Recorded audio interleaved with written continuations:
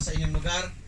Ito ay bunga sa pag-uusap ng aking lista, si Colonel Agpawa, at ang inyong mahal na company commander, si Captain Rafael Ralph Benemerito. Of course, babatiin ko, andito rin si Mayor Galban, yung iba pa ng mga kasamahan natin na andito, taga Pugadlawin. Sorry, hindi ko kayo mabanggit ang names ninyo. Mga kapwa lingkod bayan, mga langkawal ng bansang Pilipinas, magandang umaga sa inyo lahat. Bibigyan ko lang ng context, ito yung ating gagawin. Although this is, sabihin natin, general overview of one of the core skills of a soldier, marksmanship. Dadalhin ko kayo sa kasaysayan. Noong April 7, 1521, ang sumisimbolo sa langkawal ng Pilipinas ay ang ating ninuno na si Kali Pulaco, kilala sa pangalang Lapu-Lapu. Sa kanyang hangarin na may pagtanggol yung ating bayan laban sa mga mapanakop na puwersa, ay nilabanan niya kahit ganon kalaki ang puwersa, ganon katindi ang kanyang kalaban na kung saan ay gumagamit ng kanyon, baril, against doon sa weapons of the tribe. Ano yung weapons of the tribe? Sibat, kampilan, at ang iba pa nga, lantaka, pangpanakot lamang ng mga kawayan na pinapapadok. Ngunit alam natin, nakasulat sa kasaysayan na dahil sa kanilang hangarin na maidepensa ang kanilang kalayaan, ay nagapi sila Pulaco. Hindi iyon magic, hindi iyon milagro, kundi ginagawa. At ang pinaka bottom line doon ay leadership. Iyon ang ipinapakita ng inyong company commander at battalion commander ay mabuting pamumuno, leadership sa pamamagitan ng pagpataas ng antas ng kakayahan ng langkawal. Kayo yon dito sa community na may hangarin na pagdating ng araw, kung mayroong nagbabanta na sumakop sa ating kalupaan, ay mayroon tayong mapagkatiwalaan ng mga reservists na handang lumaban para sa kanilang bayan. Nakikita natin sa kaganapan sa buong mundo. Pupunta tayo sa Taiwan na naghahanda para sa posibleng pananakop ng China, ng Chinese Communist Party ng mga puwersa, yun yung PLA. At sa Ukraine, nung dinipensa nila ang kanilang lugar laban sa Russian forces. At sa Israel, ang mga reservists ay ginamit para doon sa kanilang pagkibaka laban sa Hamas, at marami pang mga lugar na kung saan napaka-relevant ng reserve force.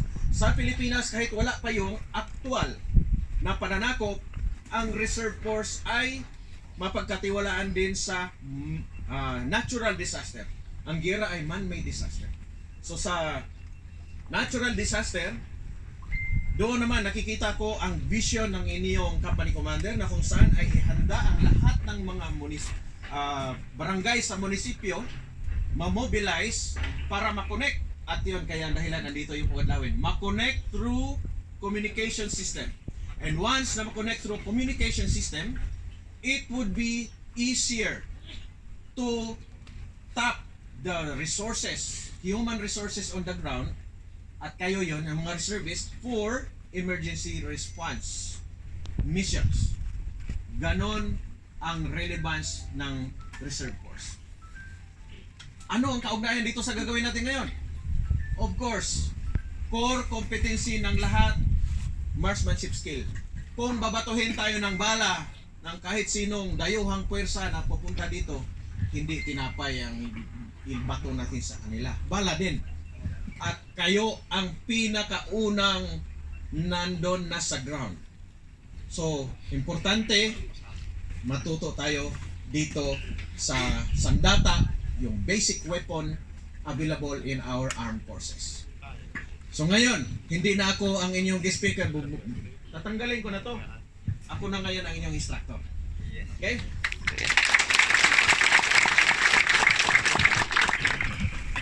I have been teaching marksmanship since 1995 when I was called by High Headquarters. No? Nung una ako ay naging shooter ng Philippine Army Shooting Team. Later on, nagustuhan ko siya. Ako ay naging sniper at pinalaganap ko. Hindi ko sinarili ang skill na nakuha ko, pinalaganap ko sa buong army at katunayan sa ngayon ay pinamamahagi kong ilan sa aking kaalaman sa pamamagitan ng aking YouTube channel kung mapapanood niyo. At meron na rin doon, kung nasusundan niyo doon, ang basic principles of marksmanship ay actually sinishare ko. Bakit? Ang iba, bakit mo share yan? Sikreto. Hindi yan sikreto dahil yan ay open book. Ang doctrine ay ma-access mo, pwede mong i-access sa ground. Ang unang nag-share nan ay ang US Armed Forces. Makikita mo, meron din silang mga marksmanship videos na sinishare nila. Ang tawag yan, globalization information na kung saan ay pwede na nating i-avail through yung communication networks kagaya ng internet. Ngayon, wala namang kapalit yung face-to-face na pag-share ng information. Tama ba?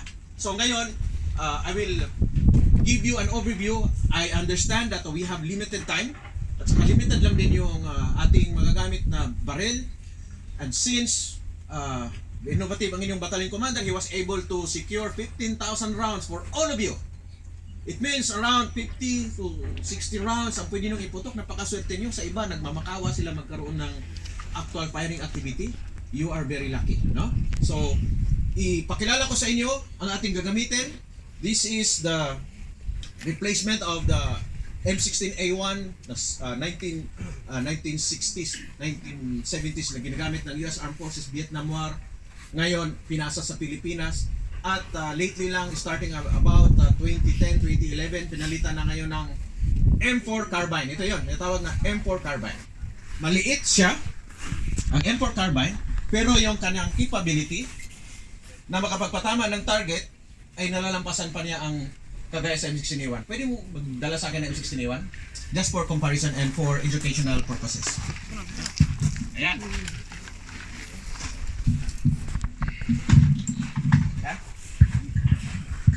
So, hawak ko ngayon dito ang dalawang baril, di ba? M16A1, na unang introduced because of the Vietnam War to replace the M14. Dalhin din dito yung M14. Hawak mo na yung mic. Nabuo dahil sa gera for educational purposes. Noong 1942, nung pumunta ang mga Amerikano dito, ang dala nila ay M1 Garand, no? Gawa ni John Garand. Ngayon, mabigat. Ang bala noon, 30 mabigat. Sabi nila, mag-invento tayo ng bagong baril dahil nakita nila during the Korean War, 1950 hanggang 1953, mabigat yung bala na, kunti lang bala madala mo, mabigat pa yung baril. So, nag-introduce sila after the Korean War. Tawag nila noon ay T-44. Ito yon. Later ay naging kilala ng M14 rifle. Yan. Okay? At sabi nila, hindi, mabigat pa rin. Ginamit nila sa Vietnam War. Starting in the mid-1960s, nung nag-intervene ang US Armed Forces doon sa Vietnam. Sabi nila, mabigat pa rin, papalitan natin. Kaya, si Eugene Stoner, yan, M16A1. At kilala rin sa AR-15, Armored Rifle 15, AR-15. Ito yan. Diba? So ngayon, nanganak yung mga rifle na yon, naging M16A2, A3, A4, hanggang sa ngayon, M4 carbine. Ito na yan. Okay? So yan ang true history. Ang kaibahan, may bala ba tayo? Bala? Yung green tip? Saka yung ordinary? For educational purposes, para alam ninyo bilang reservist, yung bala na to hindi pwede sa baril ko. Meron na tayo ordinary? Wala. Ordinary.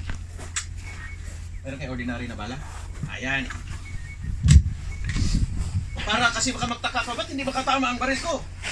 Yung pala dahil dito. So, noong ang Amerikano ay gumagamit pa ng ganitong baril, ang barrel niya, yung twist niya, pinapaikot ang bala para tutuwid ang lipad. Pinapaikot yan sa loob. Okay? May dito na lance and grooves yan. Pinapaikot niya na pinapaikot niya ng once every 12 inches. Kasi ito 20 inches yan. Iikot ang bala ng once every 12 inches. Pag exit niya, straight. Ang weight ng ulo nito, ito 55 grains. Kaya ang tawag dito, M193 ball. Ulitin natin, M193 ball. Walang kulay, tayo mo? Walang kulay, di ba? M193 ball, walang butas, walang kulay. Ngayon, nung inimbento yung bagong baril, ang purpose nito ay matablan man yung suot-suot na helmet sa layo na 500 meters, kalahating kilometro, at inimbento nila ang 1 in 7 isang paikot sa 7 inches. Isang paikot. Ang ibig sabihin, mas mabilis ang ikot. Dahil mas mabigat ang bala, 62 grains. 55 grains ang isa, 62 grains ang isa. Dahil mas mabigat, mas malayo yung inaabot. Parehas lang yan, magpulot tayo ng bato. Kapag maliit na bato, ipambato mo ngayon, malapit lang yung, kahit parehas ang pwersa, tama? Parehas na pwersa, mas mabigat, tok, mas malayo ang abutin ng bato. Naintindihan? And mas masakit, tama? Ang tawag doon, energy. No? Energy.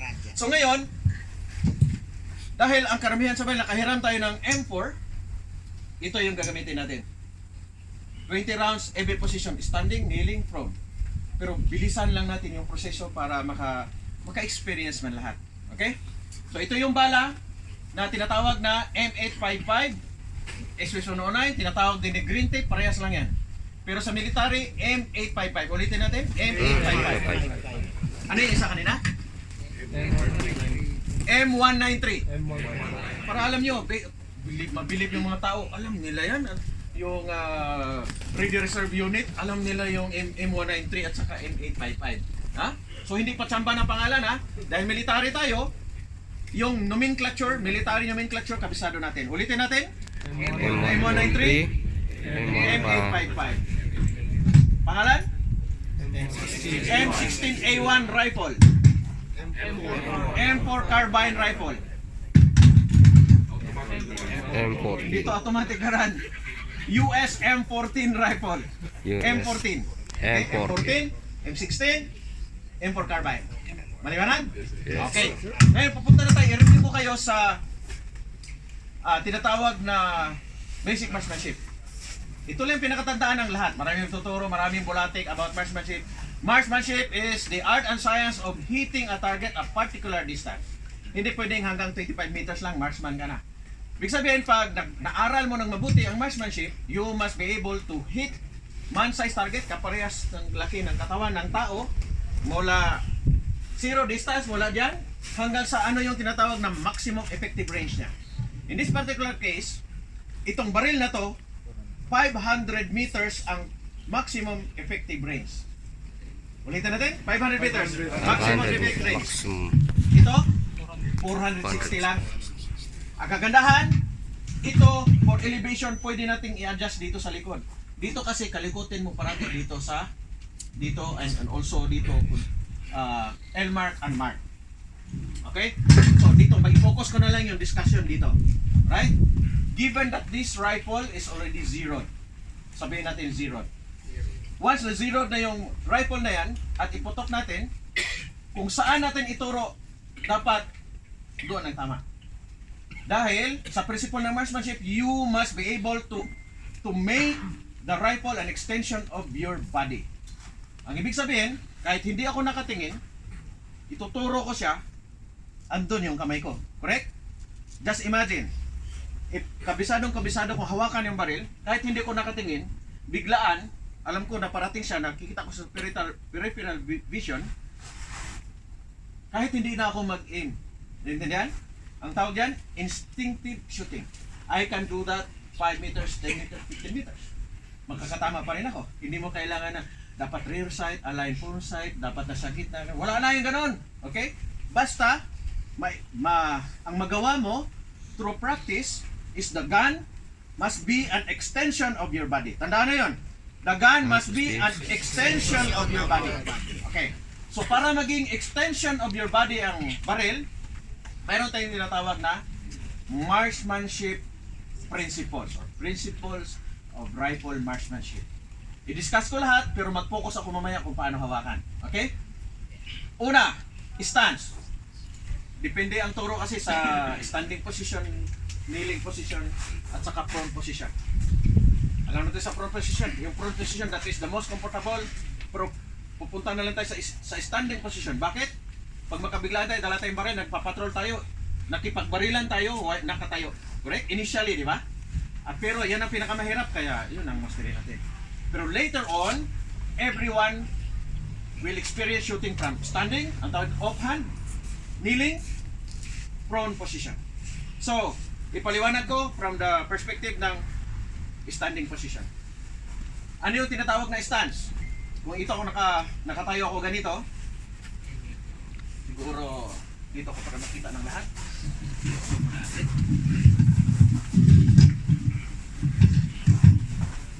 Okay. Pag stance, parang combat stance. Okay? Ready to fight. Dala ko yung baril. I-secure the weapon.